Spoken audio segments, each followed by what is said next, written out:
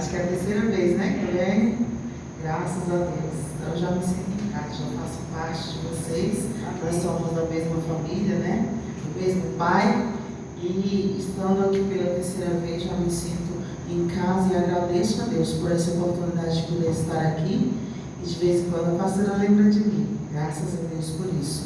Meu esposo hoje não pôde vir, porque ele foi pregar também lá em São Sebastião. Mas eu estou aqui com os meus 2 filhos.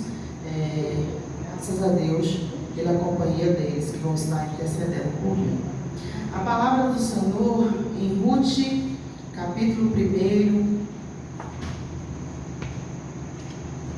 nos fala, capítulo 1, versículo 20 e 21, e logo depois, capítulo 2, versículo 20.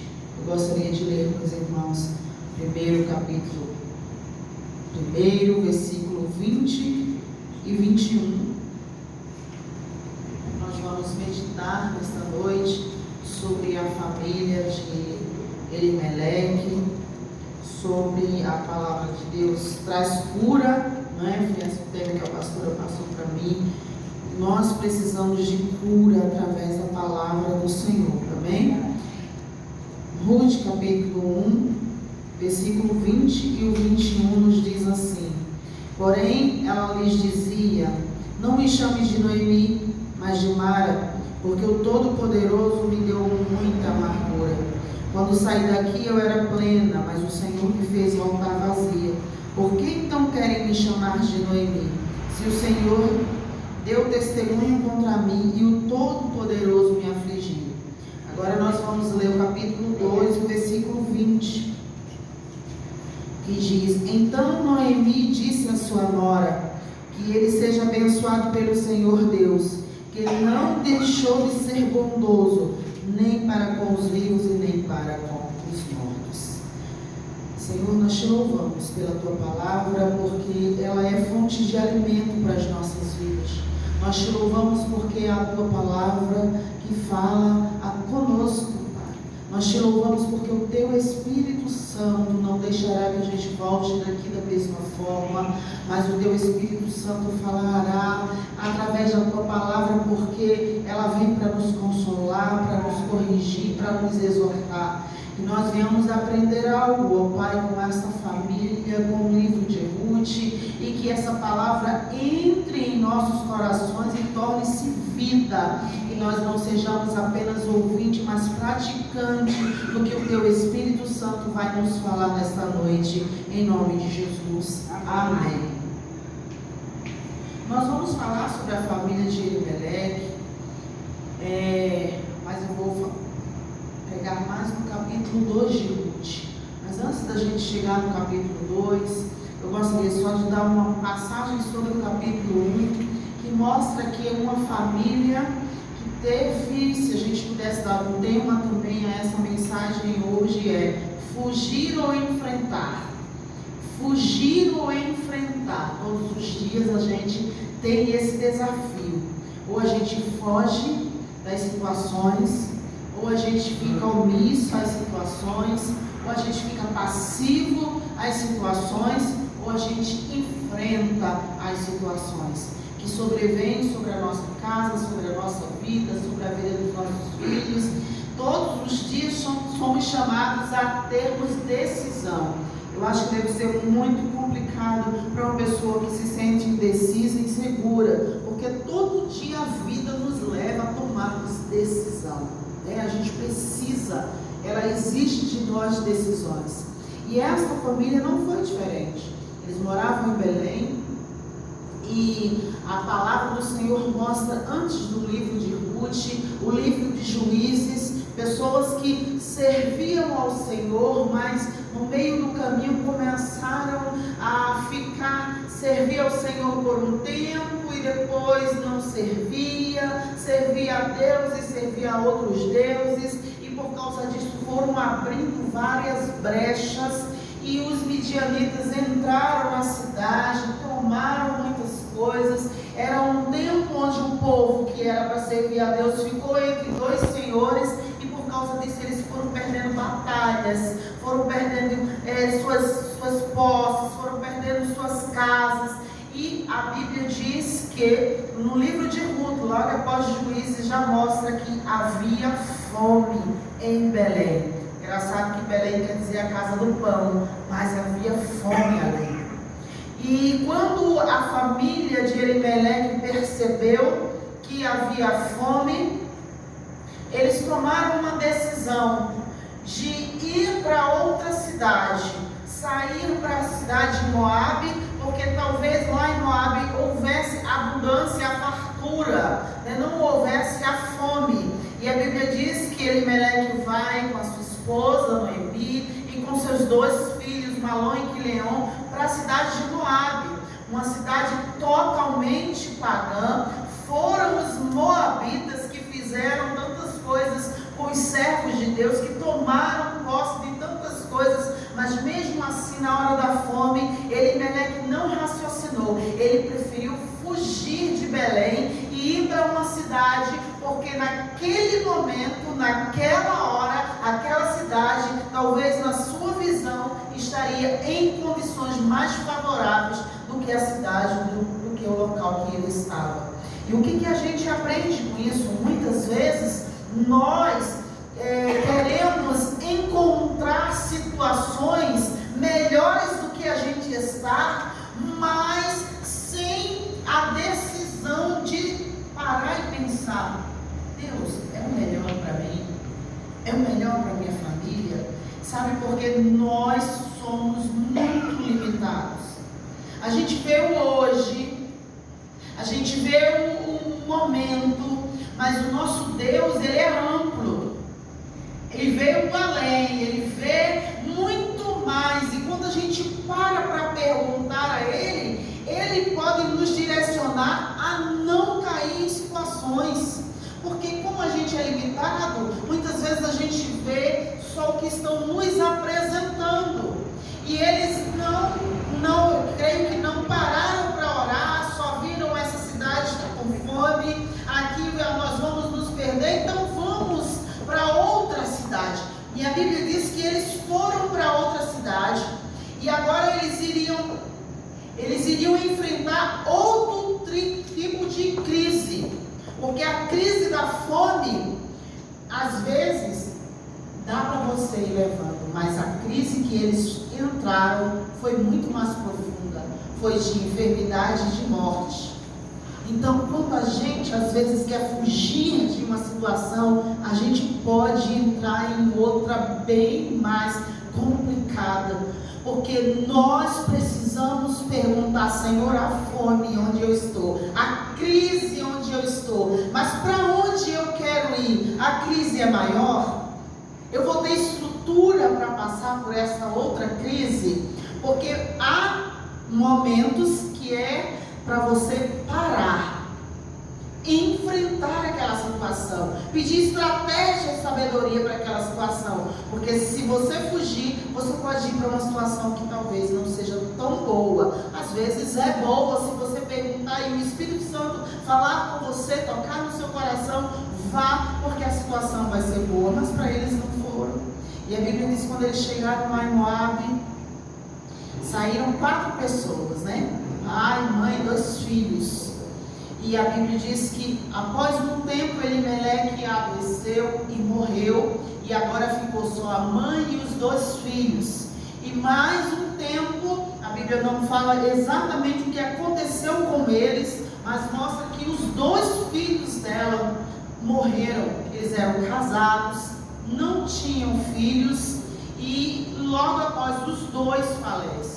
E agora Noemi estava lá, numa cidade pagã, e sem esposo, sem 2 filhos, e ela escuta, a palavra do Senhor diz, como o tema de hoje, a cura através da palavra. E a Bíblia diz no capítulo 1, que ela escuta alguém dizendo: então Noemi voltou à terra de Moabe com as suas noras, porque ainda em Moabe ouviu que o Senhor havia se lembrado do seu povo. Olha, ela saiu, estava numa situação terrível, sem esposa, sem filhos, mas ela ouviu que na cidade onde ela saiu, o Senhor começou a abençoar.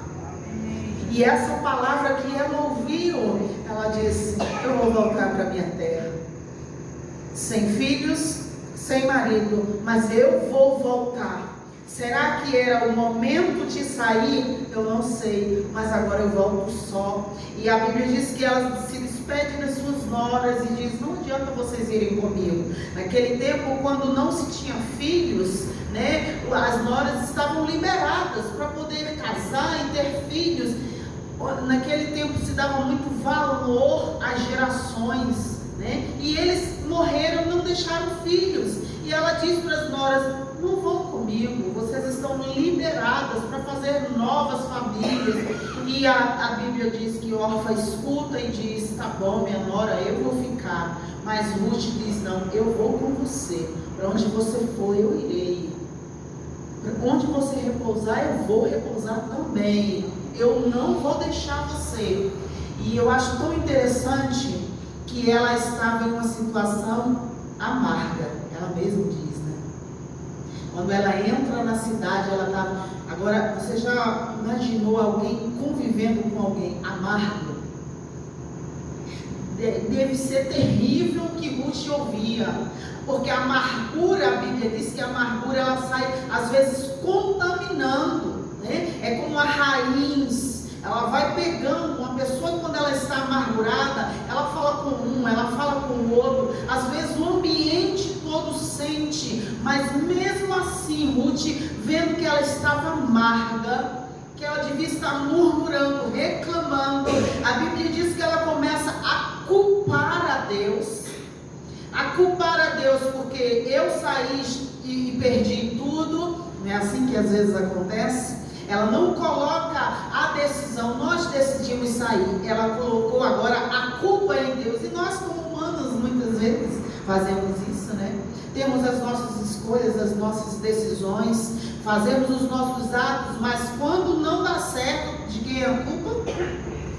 Deus, né? Deus, por que você está fazendo isso? Deus, tu não és bom. Deus, né? Mas na hora da decisão mesmo, eles não pararam. Mas quando ela volta, a mão do Senhor me tirou a felicidade.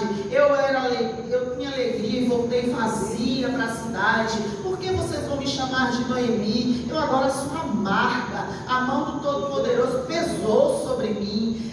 Às vezes nós precisamos entender que Deus nos deu o livre-arbítrio. E às vezes a gente faz escolhas. E escolhas têm consequências.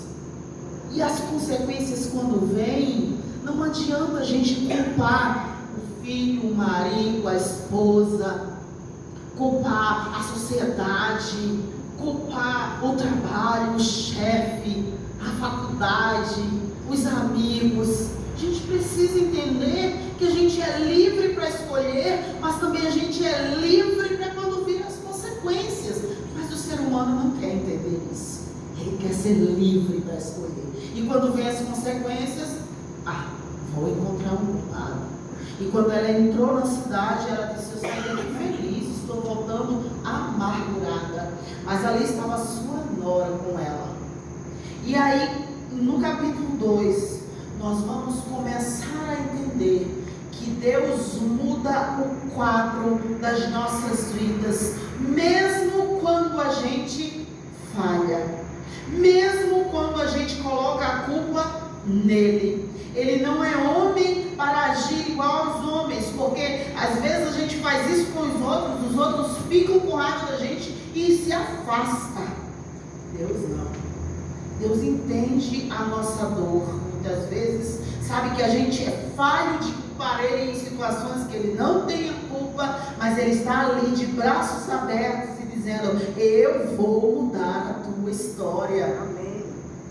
No capítulo 2, Deus olha e quanto mais o diabo quer frustrar o que Deus tem sobre as nossas vidas, Deus usa as situações e faz um retorno e faz a diferença. Muitas vezes a gente olha aquela situação e a gente diz: eita, agora não dá mais nada. A minha escolha foi errada, eu estou em caminhos errados, eu estou fazendo o que não devo, e agora daqui para frente. Mas não é que Deus usou aquela situação, mas Deus transforma e diz: mesmo assim, eu estarei contigo, eu vou te dar uma nova oportunidade. E quando Deus olhou para Ruth e honrou o que ela fez, e honrou a decisão dela, a escolha dela, ninguém obrigou, ela decidiu sair com aquela sogra. Por isso que hoje em dia, quando a gente vê, às vezes a sogra, a nora, né, tendo problema, eu trabalho em terapia, a gente sabe, a gente escuta, né, muito problema sogra e nora, e eu fico pensando, gente, eu fico atendendo e fico pensando assim, imagina a Ruth, né? Ela não tinha mais obrigação nenhuma de estar com aquela sogra. Não tinha mais obrigação nenhuma. A sogra mesmo mandou ela escolher. Mas ela disse: eu vou ficar. É a mãe do meu esposo. Ele faleceu, mas ela é a mãe dele. Ela não tem mais ninguém. Eu vou estar do lado. Eu vou esconder o meu eu para ajudar. E a Bíblia diz que por causa disso Deus honrou. No capítulo 12 mostra quando elas chegaram em Moabe, e todos já conheciam a história, né? É aquela mulher que saiu aqui com 4 pessoas e voltou sozinha, está viúva, perdeu filho, perdeu marido, né? Porque as coisas se espalham, bênção se espalha, mas também luta também, né? É uma coisa seríssima. E a Bíblia diz que ela diz: olha, minha sogra, agora a gente tem que batalhar, né? Tem como ficar sentado esperando. Eu posso ir lá, pegar as espigas, eu quero ir trabalhar, né? Uma mulher que de coragem, de atitude, fica aí chorando, mas eu tenho que agir, né? Gente, não tem como 2 pessoas ficar chorando na situação. Não tem que, né? Por isso que um levanta o outro quando está caído. Se os filhos estão fracos, os pais levantam. Se os pais às vezes estão, os filhos vêm e levantam. Se o marido está fraco, a mulher tem que, os dois, não pode os dois parar e chorar nas situações, né? Não tem que ter sempre um que dê. E ela foi esse, sabe, essa força. Disse: ó, minha sogra, eu vou catar umas espigas de milho aí pra gente, de milho, umas espigas pra gente sair dessa situação. E a sogra disse: vá, pode ir. E eu acho tão interessante, se você acompanhar aí, no capítulo 1, diz que por casualidade, existe casualidade no reino de Deus, né? Por casualidade para ela, não para Deus. Porque Deus, Ele olha a nossa trajetória, Ele sabe da minha vida e sabe da sua. Mesmo antes de nós falarmos com Ele, Ele já sabe do que a gente precisa. E Ele estava olhando a vida de Ruth. E a Bíblia diz que ela foi e entrou na cidade de um homem que ela nem sabia que era parente. E começa a trabalhar, a catar alguma coisa de alimento. Em Deuteronômio capítulo 24 fala que Moisés deixou ordens para o povo: olha, se houver viúva, pobres, necessitados, deixem lá algumas espigas para que quem vem atrás vá catando, para ajudar. Porque muitas vezes você já pega muito para você, mas deixe alguns. E a Ruth estava ali vivenciando a palavra, porque as pessoas iam e iam deixando cair e ela ia pegando. Ela agora era a viúva, a necessitada, e ela vai pegando a sobra dos outros. Só que alguém fala para Boaz: olha, aí está uma mulher. E ele começa a ser o abençoador da vida dela. Deus às vezes levanta pessoas na minha vida e na sua vida que você nem imagina. Deus às vezes abre porta que você nem imagina que Ele está agindo. É por isso que eu sempre digo: meu Deus, mesmo sem entender, eu te agradeço, porque eu não sei como é que tu está trabalhando, eu não sei o que tu está fazendo, eu não sei por onde é que tu vem. Às vezes eu estou orando para você vir pelo lado direito, você vem pelo lado esquerdo. Às vezes eu acho que você vai usar A e de repente Deus usa Z para você. Então, mesmo sem entender, agradeça. O povo lá no Egito, quando estava sofrendo, nem sabia que Deus estava preparando Moisés, e Deus estava. Entende? Então, muitas vezes vai ali passando as situações e dizendo: Deus, eu não sei como eu vou sair dessa história, eu não sei quem tu vais usar, eu não sei qual situação tu vais usar, mas eu tenho certeza que algo vai acontecer. E Deus começou a tocar no coração naquele homem. E ele começa a dizer: olha, deixem cair mais, tá? Deixem cair mais, ela precisa. Ajuda essa mulher. E ninguém toca nela, tá? Deixa ela trabalhando. Ela chega em casa, conta a sua sogra. E a sua sogra diz: como era o nome dele? Era Boaz. Ah, Boaz, ele é um homem abençoador. Ele é até da nossa parentela. Continua lá, Ruth. E aí a Bíblia diz que ela já começou a mudar o olhar dela. Porque quando a gente começa a tirar o olhar do problema, o nosso coração, a nossa fé é ativada. Porque muitas vezes a gente fica pessimista, negativo, porque a gente só bota o olhar no problema. Enquanto Noemi só estava com o olhar no problema, ela se sentia amarga, amargurada. As pessoas que iam falar com ela, ela estava amarga. Mas quando ela começa a tirar o olhar do problema e a dizer: olha, Ruth, eu conheço. Ela começou até a aconselhar a sua nora: faz assim, Ruth. Vai, olha, a esperança estava voltando ao coração dela, a fé estava voltando ao coração dela. Nessa noite nós estamos aqui, o Espírito Santo quer renovar em nós a nossa fé, a nossa esperança. Eu trabalho com terapia, eu sei que o mês de dezembro é um mês onde as pessoas às vezes ficam mais, porque começa a fazer reflexão do que eu tinha que fazer e eu não consegui fazer, do que eu projetei e deu errado, as minhas expectativas foram frustradas. Mas olha, não existe tempo certo nem errado nas nossas vidas. O tempo de Deus vai acontecer. Se não foi em 2022, acontece em 2023. Não fica com o seu olhar, com o seu foco nas coisas que não deram certo, mas abre o coração para dizer: Deus, mas eu ainda tenho vida. Se a vida é esperança, se a vida em mim me dê novos projetos, me dê novas estratégias, eu quero ter um olhar diferente para a vida. Ela começou a ter um olhar diferenciado para a vida. E quando Ruth vai falar com Boaz, ele diz: ah, eu já conheço essa história. Você não é a nora que largou tudo?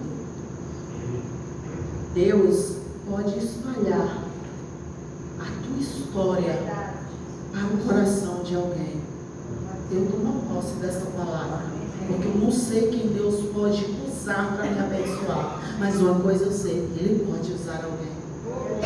Ele pode usar alguém para abrir portas, para criar situações.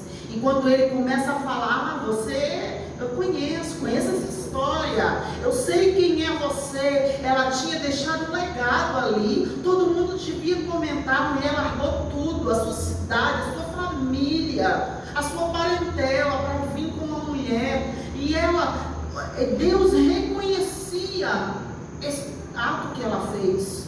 O que fazemos é registrado nos céus.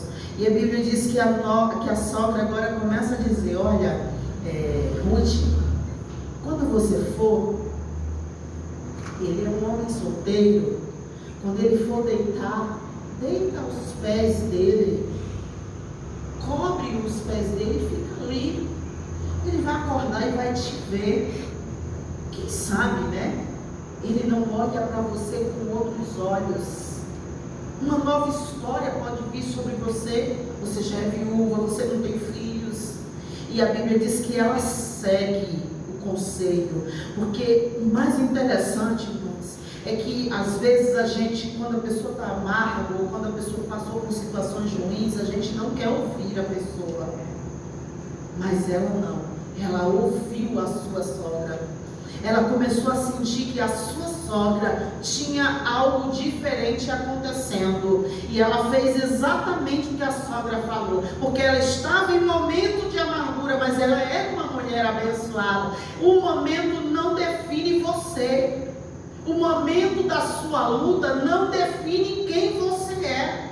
O que define quem você é a sua trajetória toda. Não é o momento que você está passando. Talvez o momento que você esteja passando seja de dívidas, seja de situações de separação, seja de situações de desemprego, seja de situações de enfermidade, mas isso não define quem você é. O que define quem você é, a sua trajetória, são todos os seus frutos, o seu caminho. E Ruth ouvia essa mulher porque ela conhecia desde o momento que casou com o seu filho. Ela diz: eu vou ouvir e vou fazer o que você está me dizendo. E ela faz exatamente o que a sogra fala. Ela vai lá, ela vai onde o homem está dormindo, cobre os seus pés e fica ali.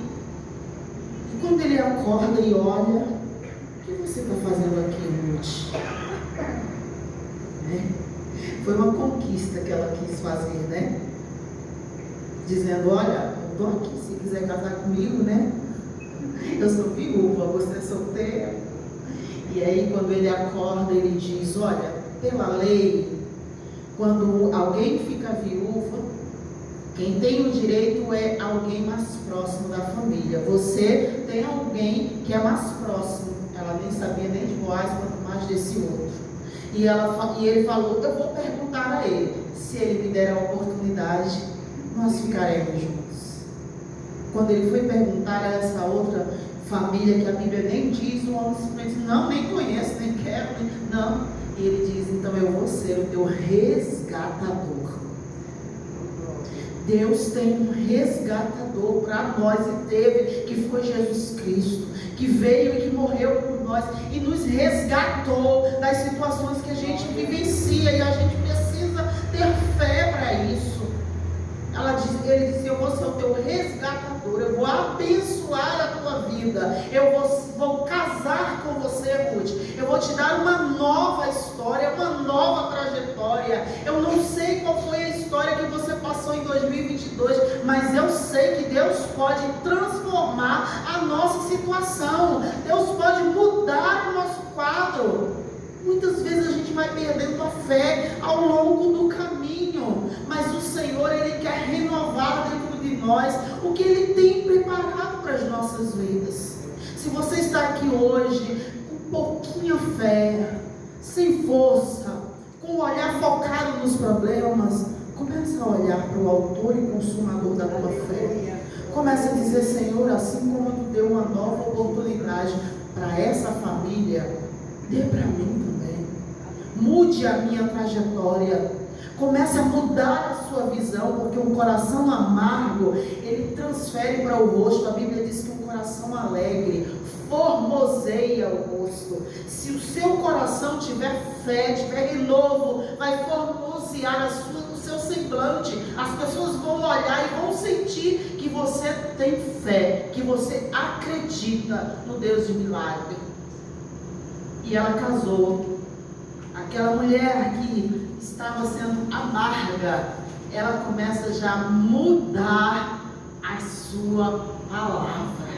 A palavra que sai da boca dela já é diferenciada. Nós vamos ver no capítulo 3 que quando ela abre a boca para falar, ela já não é mais a mesma mulher. Ela já não é mais aquela pessoa. Ela diz assim: minha filha, no capítulo 3, não é verdade que eu devo procurar um lar para você?